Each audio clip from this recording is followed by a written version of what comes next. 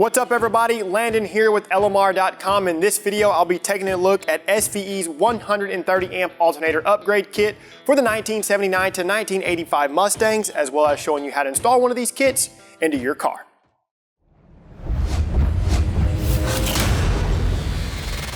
When it comes to upgrading Fox Body Mustangs, the charging system is typically a good topic for discussion.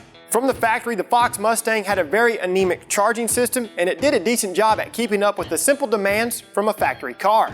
However, performance enthusiasts pushed the limits of the factory charging system by adding electric fans, electric water pumps, high output ignition systems, high volume electric fuel pumps, and even high output stereo systems, which would put a serious beating on the factory alternator. The go-to solution is a 130 amp, third generation based alternator along with the needed add-ons to handle the new power output. This is SVE's 130 amp 3G alternator upgrade kit for the 1979 to 1985 Fox Body Mustangs. The kit includes a 130 amp alternator, external regulator, power wire, 3G plug with pigtail, and an assortment of other small components. That way you can properly install this kit. The alternator itself is also currently available in a standard issue cast aluminum finish or a black finish. Today we'll be installing this kit into our 1983 GT. Now, a little disclosure for this car is that you'll probably see some things that are a little out of place. I mean, after all, this is a Fox Body, and most of the cars that come through our shop are definitely some sort of project. One last thing before we begin, you will need an appropriate grinding tool or cutoff wheel to properly modify the bracket to clear the new alternator.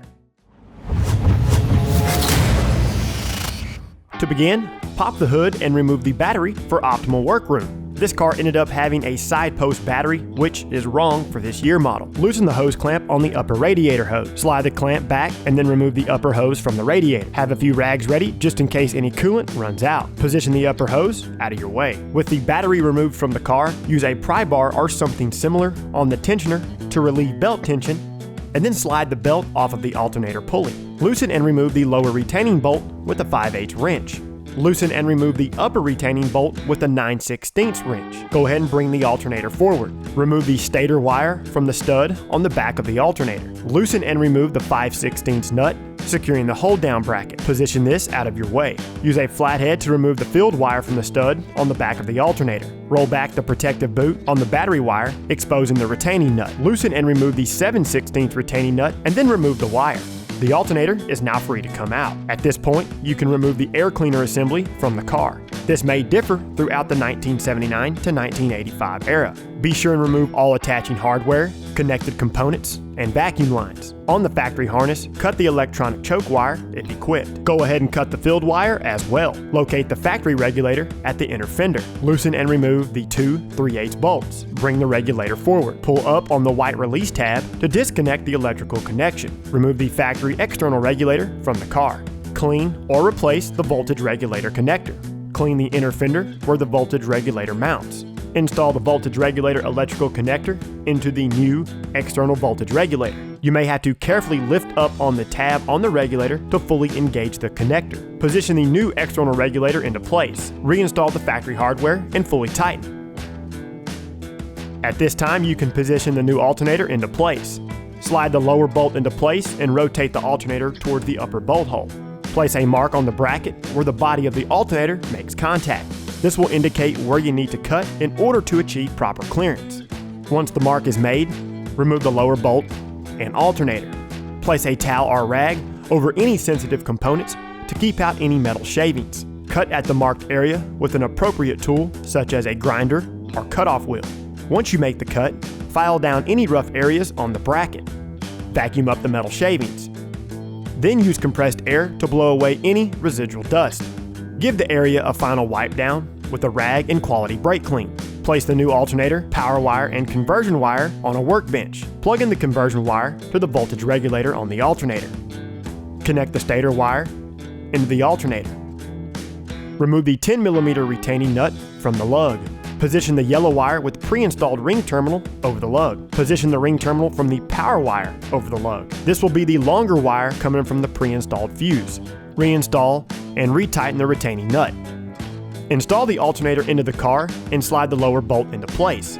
Cut the factory power wire at the connector. Leave approximately a 1/2 inch of wire coming out of the connector. Then use a small piece of heat shrink and slide it over the wire. Cut any excess heat shrink and then apply heat to shrink the tubing. Position the fuse box on the power wire on the forward-facing side of the passenger side strut tower. Utilize the provided self-tapping screws to secure the fuse box to the strut tower. We found an open hole that was stamped in the strut tower to retain the fuse box's upper hole. This way we didn't have to put any more holes into the car. Now, because of the location, the lower retaining hole on the fuse box is left unused or open. Loosen and remove the retaining nut from the battery side lug on the starter solenoid.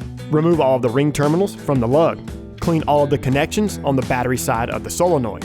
Reinstall the previously removed ring terminals, followed by the power wire and positive battery cable. Retighten the retaining nut.